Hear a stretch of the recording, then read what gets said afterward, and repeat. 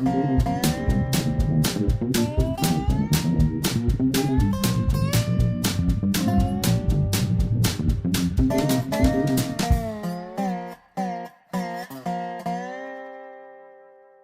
is Dave Monk of Prairie Monk WAFT Champaign 90.1 on your FM dial. And it's hot and it's June the 13th. The month is going quickly. The street has been full of development. I was interested to see a crane arrive yesterday morning and lift air conditioners up onto the top of the Paul Brothers building across the road. It's remarkable, some of the machinery we use to extend our arms and do things we couldn't do otherwise. That includes using animals for various reasons, like pigeons to fly messages, or horses to plow land, or dogs to be friends, or cats to be friends also, or birds that we revere. It's an extension of a human, but sometimes it's totally different from being a human. For instance, a dog has tremendous smelling capacity, and we don't have that. So we can utilize dogs to make a trail or to follow a trail, follow a person. So I was just very pleased to watch for a while. And I do that. I respect what workmen do, because often they're doing very specialized things that we wouldn't have a capacity to do. And sometimes I photograph them, and sometimes I speak to their qualifications and what they do.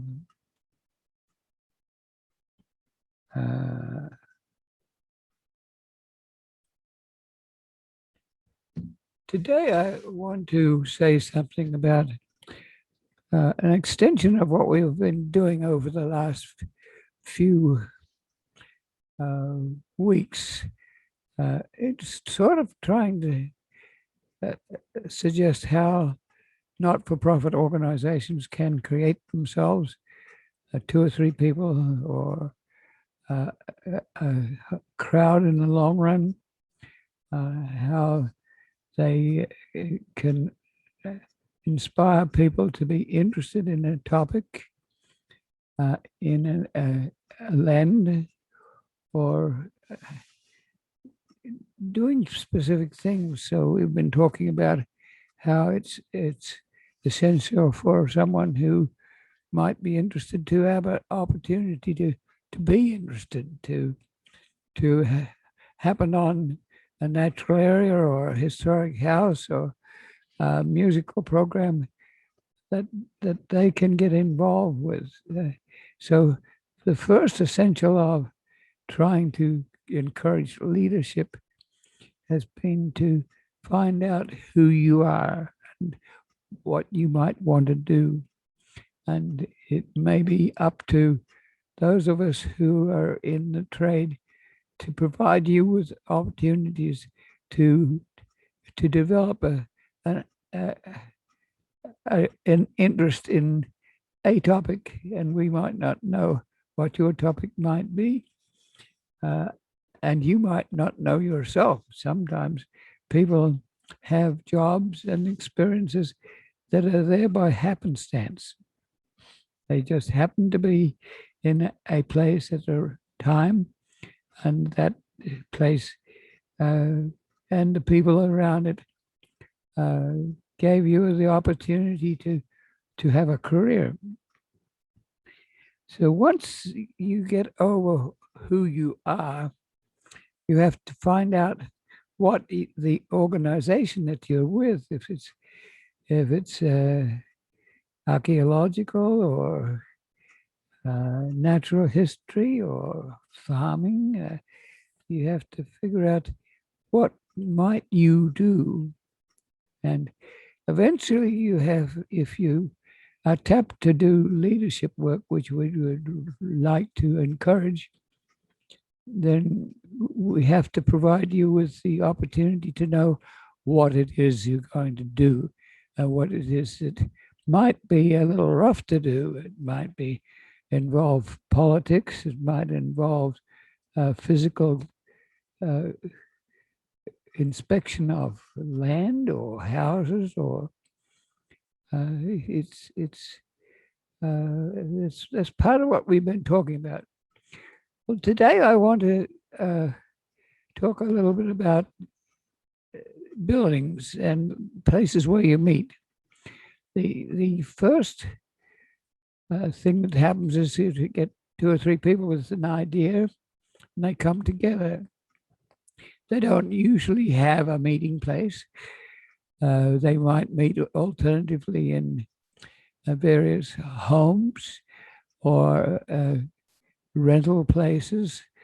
But often it's in a low cost situation where you can get the space for pro bono, which means without paying. Sometimes it's a low fee, and that becomes the meeting place where you have some camaraderie.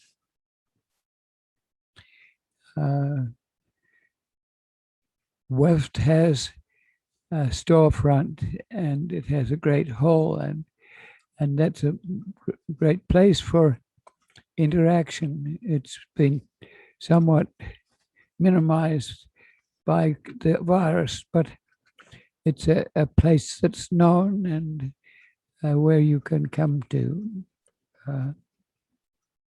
The Grand Prairie Friends has just acquired a farm or retreat with barn and other buildings where they can meet and have an office space and have place for a warehouse. And that's very pleasing. Packer, Preservation and Conservation Association, just up the road, has a warehouse from which they can sell. And they not only sell house parts to houses that are older than 50 years, they can also sell ideas. And it's not a suitable space for meetings, however, so they meet in different locations, usually historic places. But buildings are important. Heartland Pathways next to Weft has another old building. And this week we had a replacement of a window that was failing. If you're in a historic situation, you have to know something about your building and how it can be used. In our case, the buildings have belonged to, first of all, the East Central mafioso used to meet here. Then there was a grub company, engravers. Grubs came here in the 50s and gradually occupied 8 buildings. So West bought one of those buildings, and Heartland Pathways owns another. There's often codes related to old buildings that nonprofits can occupy because of ambiance or because of cost.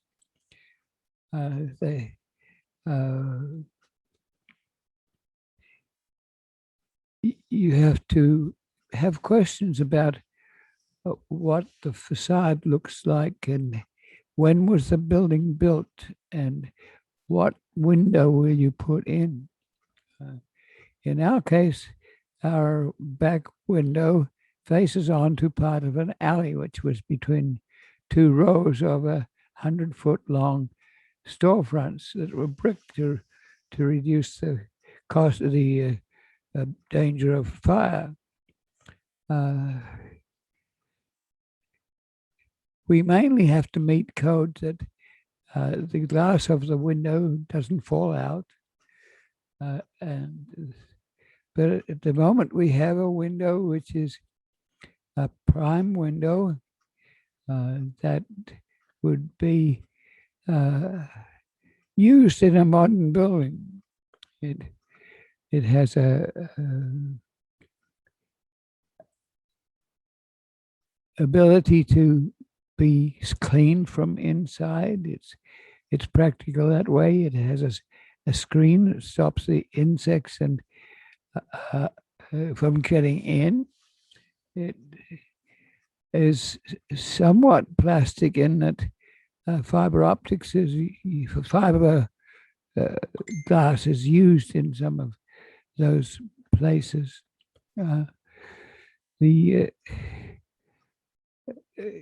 In a way, the window is overkill for keeping water out. It's a very good window. Sometimes the buildings have to be kept for historic reasons somewhat intact. We have two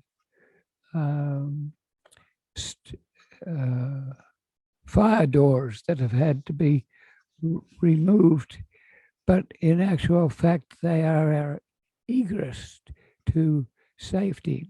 So you have to know a little bit about these things. That's what CEOs do. They have to know a little bit about a lot and be able to bring people together in a sensible fashion. Sometimes the codes have to be considered at a historical meeting. I can remember when there was a Coke building down on Neal Street, and windows were put in that weren't in keeping with the historical commission's rules as to what is. And we've had to have a look at the same sort of thing. It's fire doors can be a way of egressing through other people's buildings for safety purposes. In a modern building, that would not be allowed, but in a historic building, you can know about that. Facades have to have a historic base. But we happen to be in a TIF district, which is a financing district that allows the tax generated by that district to go back into the improvement of the district. So we have to think about asking for TIF district money to improve the facade in front of the building.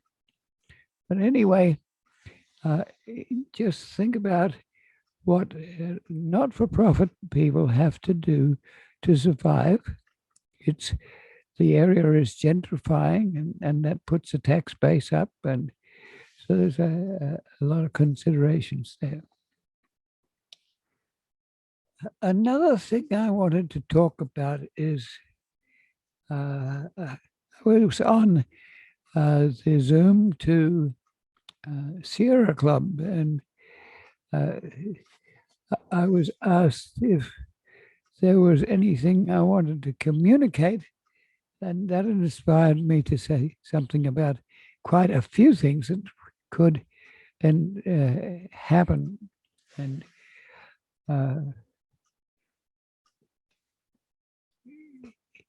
we're aware that the federal government and President Biden is thinking to reinstate a CCC, which is a conservation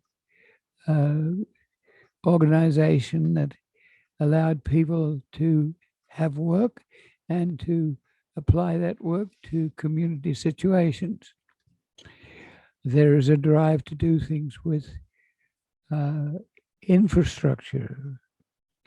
There's a drive to do things with nature.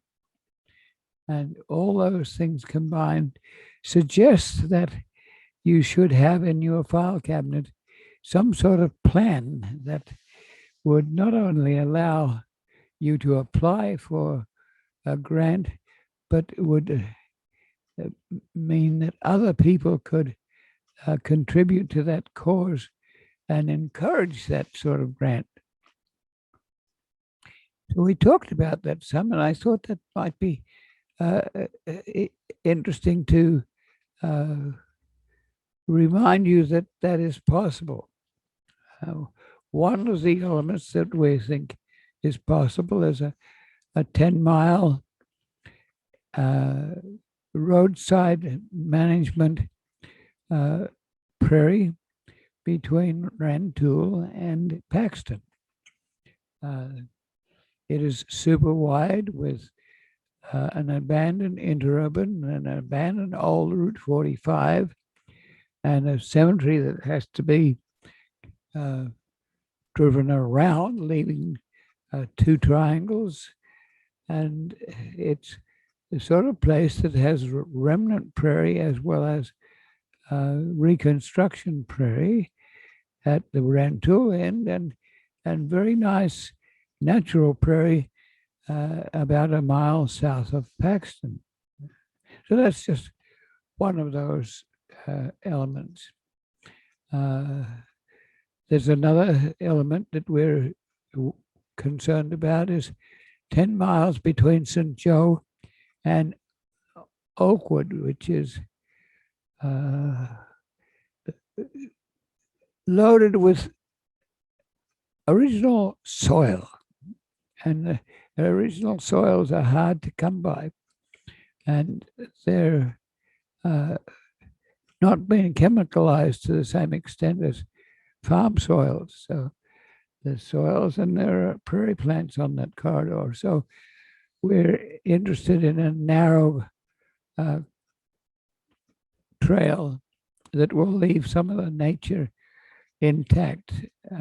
So that's another thing that people might be concerned about, thinking about as the administration at the federal level changes some, with some more sympathy towards some of the things we do.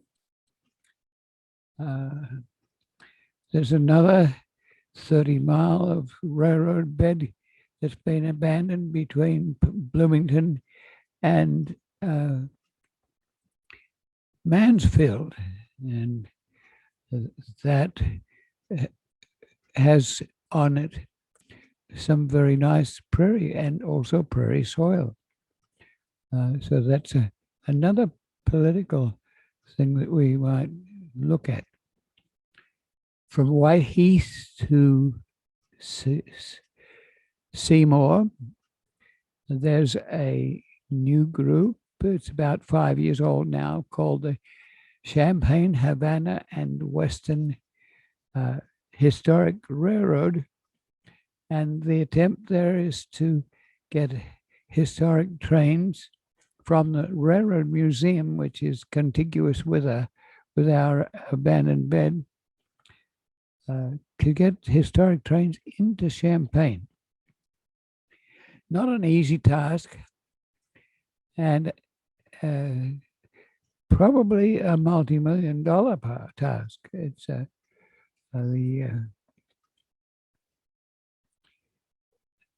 that require 4 miles of re-railing. That means railroad steel. It means ties, 2,000 a mile, perhaps less if you don't have a lot of money to be a heavy-duty railroad. But then there's the problem of buying a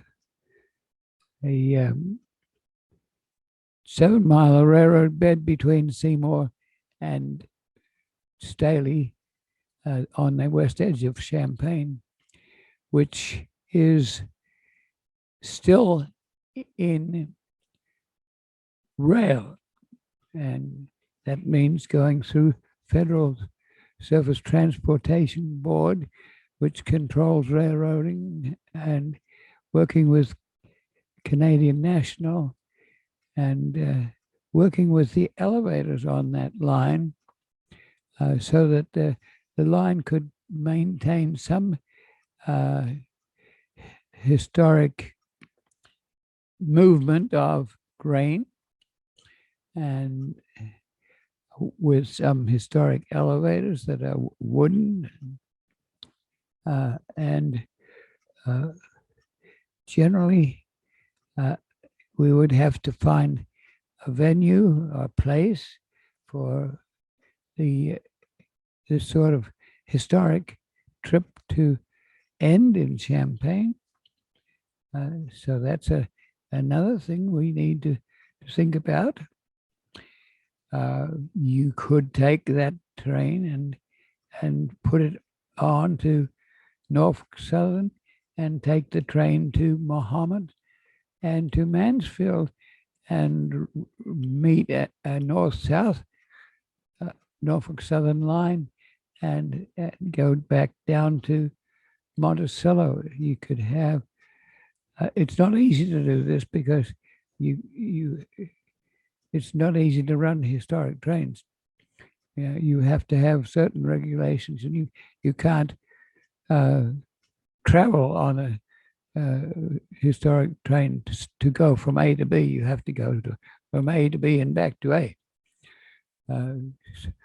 So there's a lot of regulations about doing this, but if you have an imagination, you could even take that historic train through to Urbana, and so that's another thing that you need to keep in mind. Just the purchase of an old Big Four railroad yard for a place to meet and greet is something to think about. The junction between the railroad bed that is the Kickapoo Trail and Champagne is another question that needs your concern. It is possible to do a direct thing by having a rail adjacent with a trail. It's not exactly ideal, but it has its occurrence in many places already. It takes out a little of the vegetation on the side, and there are places where there's a danger of people waddling onto an active rail line. But the yards in Urbana are not used a lot. They're used for storage, and it might be possible to put a rail with a trail that would come across Vine Street, which is only a narrow railroad bridge at the moment. So you'd probably have to put in another bridge for bicycles and hikers. And you get to be past the Carl Hospital, and then you have a problem. You have to cross Lincoln Avenue to get Lincoln Avenue and University Avenue are two very heavily used railbeds, and not railbeds, two very heavily used roads. So you may have to divert and go around.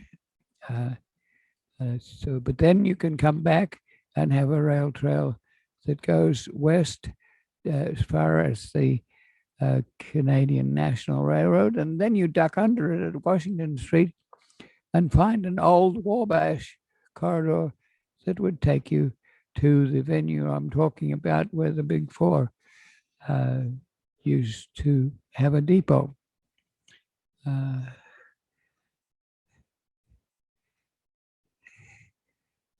So these are things you need to think about for now and for 200 years hence. Sometimes you have to bring this sort of thing up for uh, now to allow generations in the future to do something that you don't know about, but the skeleton has to be there. We have 33 miles of railroad bed in the Monticello to Clinton area, and that's valuable as a trail, but it requires some regional thinking. 5 miles of this bed between Lane and Clinton would join Clinton Lake Park with Weldon Springs State Park, both two very heavily used natural resources. But rather than pick just little pieces of it, we'd like to think how we could do some overall purchase. This bed was purchased by Heartland Pathways before there was a rail banking act that gave money to hikers and bikers to maintain a rail bed for future use. It's called the Rail Banking Act, and it is called interim trail use. A railroad can come back. That saves railroads if they wanted to come back and between Banner and Danville in 100 years' time, the bed would be there.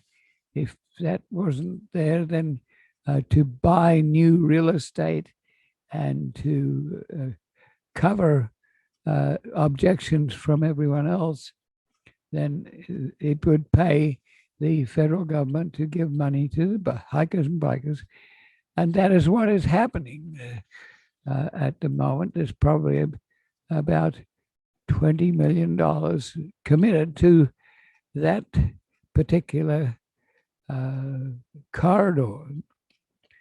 And so you're also thinking in the future, other terminal places, how to get into Urbana, how to get through to Champaign. Sometimes there's a temporary or an alternate route. If you look at a map, you can see that the yards for Norfolk Southern are extensive, and a trail could go around the north side. So that means someone who has the clout to talk to the railroad people who are not awfully excited about trail people, and how we might be able to use it. We could go to where the MTD buses have their garage and cross University Avenue and go north across the Boneyard Creek into Urbana Park District territory that they own, and then on to Kerr Avenue and eventually on to Broadway and to the Anita Purvis Center and around Busey Woods, and then across town on streets that might include Washington or other streets that might avoid further than now the problem of getting across Lincoln Avenue and University Avenue. So that's another alternative. We have just lost 30 miles in the Arcola area, which was really set up for a trail, but lacking 11 spaces, and yet also there was wonderful prairie on that corridor, and Governor Brown allowed it to be revert to farming and other uses. So we have to realize that if we don't look after these sites that we have, then they can disappear. It was interesting that the fellow that drove the crane outside yesterday morning was very aware of Rock Springs Park at Decatur, and he also knew about Prairie. And that was kind of fun because not everyone knows that Prairie is all, an almost extinct ecosystem. It's down to the state having preserved 0.01% of the prairie that was here. It's all valuable glacial soils that are rich for farming. And so there's very little prairie left. It's not easy to do prairie preservation work because there is no, or very little prairie left, just little pieces here and there. A dead cemetery in some places, which hasn't been looked after, or a railroad right away, or along drainage ditches. It's not an easy task to do preservation of prairie. If you're doing forest preservation, it's much more respectable, and that forest trees can be hugged and appreciated, and they provide shade. But if you're planting forest trees in Champaign County, then you're probably planting them on soils that are prairie soils, because 94% of Champaign County was prairie. So following this discussion at the Sierra Club get together, there were questions about this. What could you do? So they're not talking about going to trails. Could you walk the 30 miles to Bloomington? Could you just drive a car and stop and look? Could you find out what the vegetation is like between St. Joe and Oakwood? So what can you enjoy and do and reconnoiter with before it is lost? This week I met someone who was aware that I was doing prairie preservation work, and they were interested in, is there a prairie at Mahomet? And I said, yes, there's a Buffalo Trace Prairie. It belongs to the Forest Preserve, and it gives people an idea of what a prairie is. It's very near to the high school. It's near to 74 or the highway, and it's a good place to be.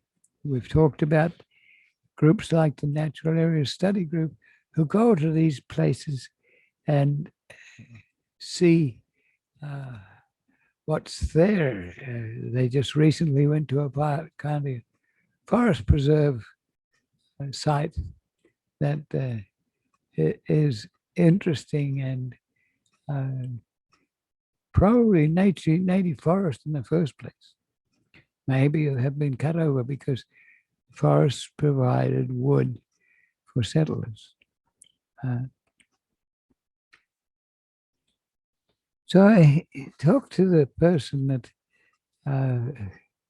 was from Mahomet, and very shortly I found out that she lived at Mansfield. So what's going on at Mansfield, folks? Well, there's the railroad, which is active from Urbana through Champaign to Mahomet to Mansfield and to that north-south line where grain from Cargill's goes out. So Cargill has a yard for trains, and they can probably fill three trains with grain if the price is right, and that may go to New Orleans to be shipped overseas, or it may go north to flour mills. It's part of our industry. Uh, so the railroad is there, but just to the north, there is a wind farm. And wind farms need a slightly higher place, usually on top of a moraine. And it's taken them a year and a half to get through Piatt County to get all the regulations and complaints and zoning to see that this could be happening. There is a problem with the wind vanes that if they're really activated by wind, they make a noise. And they also have a problem of collecting birds. And so there's a grid problem. Where do you take the electricity that's produced, and can it be batteried? Well, we haven't got those sorts of batteries yet, but there has to be a way of getting this electricity into the main grid without just letting it die on site. So if you're going to use the wind, you have to know how to get it out of that wind farm. There's some debate about this wind farm. So we have had calls about what could you do in combination with the wind farm. So there is the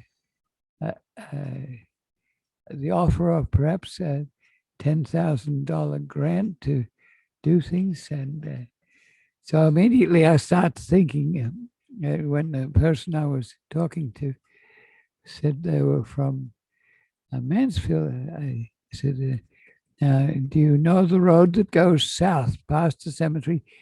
It goes south, and if you're wanting to have connectivity with that rail bed coming through from Bloomington and not having the opportunity to go to Champaign on an active line or on a trail beside the line, then you have to have other alternatives.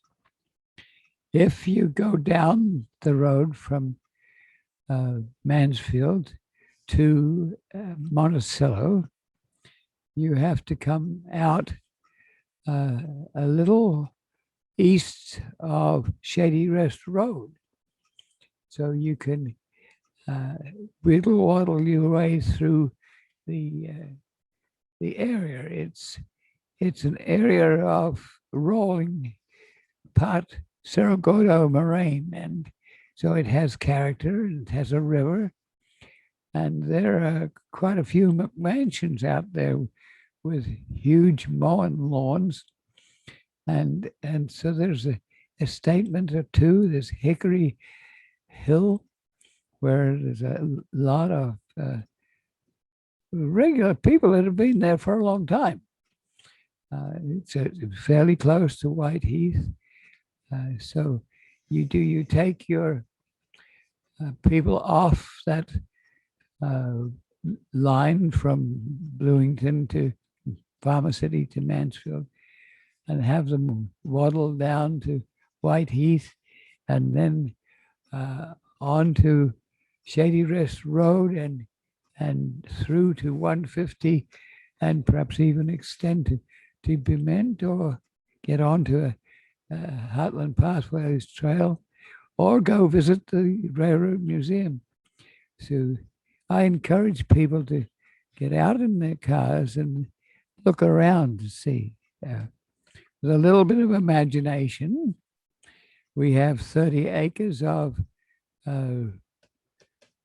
preservation at Shady Rest Road. It's where the Price family had bought 30 acres. There were 30 acres of platted ground uh, ready to be adjacent to the railroad. But the railroad came through and the village never really got to be there.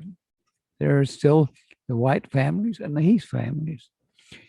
So there's some history there. There's a Sangamon River.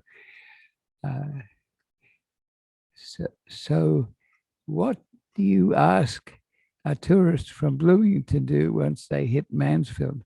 Do they go south and do they go to the Railroad Museum? Is it possible that the Railroad Museum could reconstruct a mile or so of railbed and take visitors down to Shady Rest on the banks of the Sangamon River and create a Chautauqua that was traditional in past years, where people would ride their horses and buggies and get to Shady Rest. There are little cabins there that you could rent and stay there and go fishing in the Sangamon. Some of it is very low floodplain area where in a flood time you'd almost get flooded out. But there are some higher places where there used to be some houses. The Price family owned it, and they owned the oldest champagne, the oldest DuPont paint store in the U.S. So there's some history there. They had this area purchased as a retreat where you could have people come together and obviously enjoy themselves. The railroad is there. The U.S. to take on water from the river using a hydraulic ram, which where you compress water and then it gets forced up to a water tower. So history is there. And again, we're talking to someone from Mansfield. What could you do? What is your homework? What could I give you as a homework? Well, find out if you can go straight south out of Farmer City, just 7 miles, and you hit the Heartland Pathways corridor. And it's going through from Lodge to DeLand, to Weldon, to Lane, to Lake Park, Clinton Lake, to Weldon Springs. And what might you do? So that means, can you walk that trail? In many places, yes, but it has gotten overgrown with trees. We still have the soils in some places. Some places, the soils have been invaded for agriculture. And that means we have to have surveys and we have to have legitimately the nature, which is a land use, appropriate land use. And we have to have some camaraderie with farmers who look at the prairie and regard it as a weed patch, and why isn't it used? So we have to explain that prairie is a use, forest is a use. It's preserving the nature that we have and have a high regard for all those plants and creatures in the soil have a biochemistry, and when you have something like a virus problem, you may need those plants and animals and their biochemistry for future medical items or scientific research. I have had this week a letter from researchers that have been looking for Franklin ground squirrels. Franklin ground squirrels are fairly rare, and they're looking at habitats. So they looked at two places in Heartland Pathways. So there needs to be a, I would say, a dunghill somewhere where people can get access to this sort of interaction. So that person in Mansfield needs to go west to Farmer City. And the trails, the rails and the ties have been taken up. So you could almost ride a bicycle there. And the bridges are intact. And Farmer City has its own qualifications as history. They have an interesting high school. They have antique sales there. And they have a Mirror, which is a publication. And recently I wrote an article for the Mirror because I wanted Farmer City to realize that they have a potential trail going through their territory. That may mean a restaurant and a bicycle shop, and people who might just like to visit a cemetery with limestone carvings in it. This is a wonderful cemetery. It's a cemetery that the funereal organizations visit every once in a while because it is so unique. Some people don't enjoy it. So if their family has one of these trees that is carved out of limestone, which is reasonably easy to carve, but these carvings are of squirrels, of the xylem and the phloem of the cut off tree. The dead limbs have an association with Oddfellows history. There's snakes, and there's arum lilies, and there's sometimes joint trees so that you have husband and wife. So Farmer City has its history, and you woggle your way down to the land and find the Heartland Pathways Trail. But we don't have the money at the moment to do anything with the Heartland Trail. So that's where Sierra Club comes in.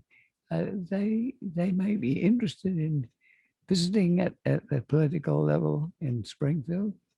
They are set up as a natural history oriented organization, but they have prime interest in politics. So every so often, when there's an open house in Springfield, the Sierra Club takes people over there and they talk. And talking is good.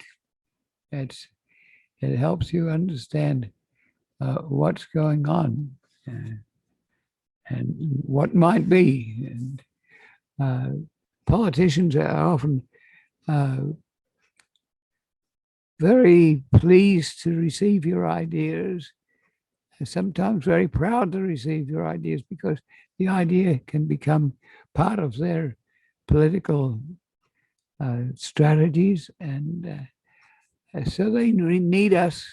They need groups like the Sierra Club to do that.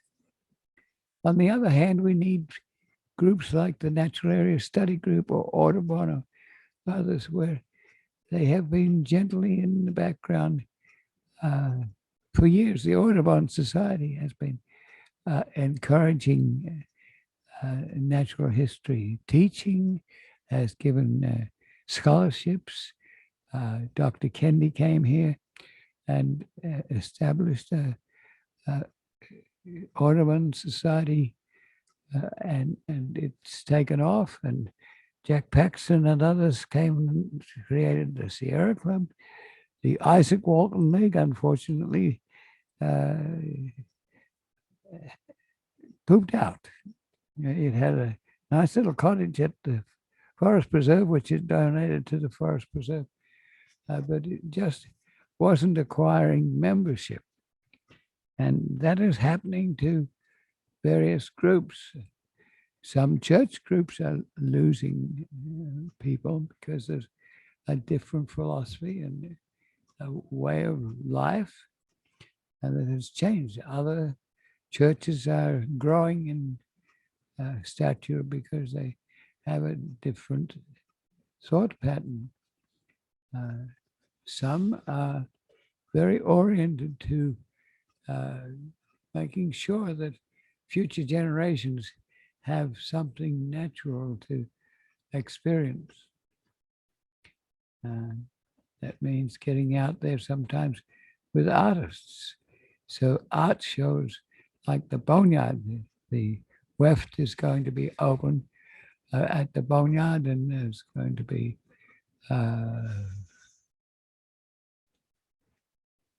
Doug Olive and Ed and others who will show at that location. If we're lucky, we may be open too. So different expressions allow you to think differently about the creatures that are out there.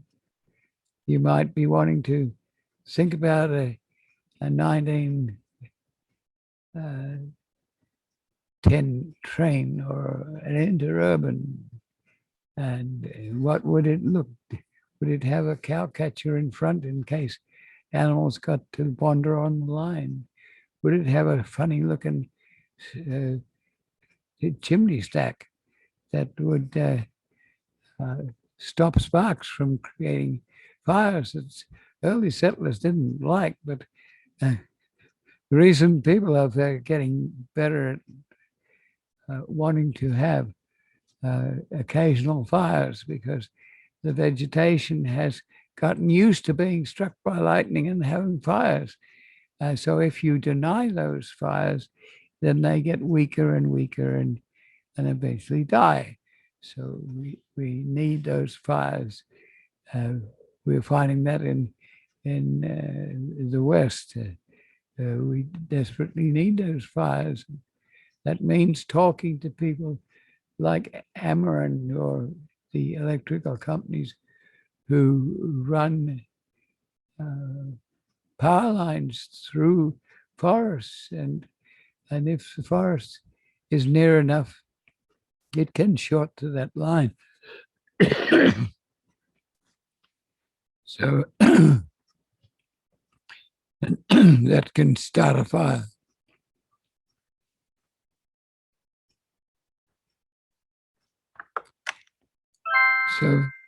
So I have homework for people who are interested. And one of the things we might like to do is to take people who have normally been mowing the roadsides and give them other jobs, conservation jobs, which allow the roadsides to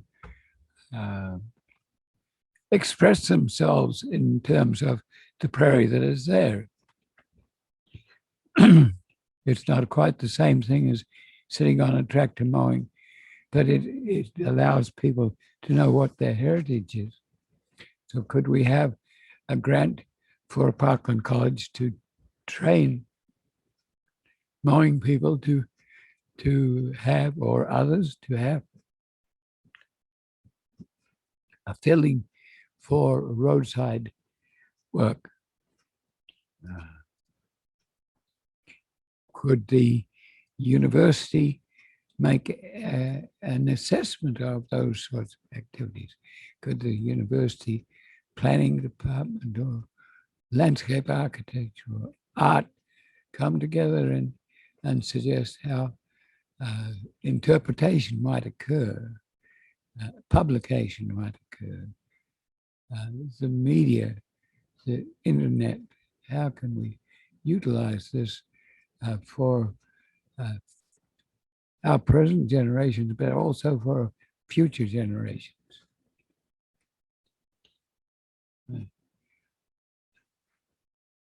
This week, my cell phone pooped out.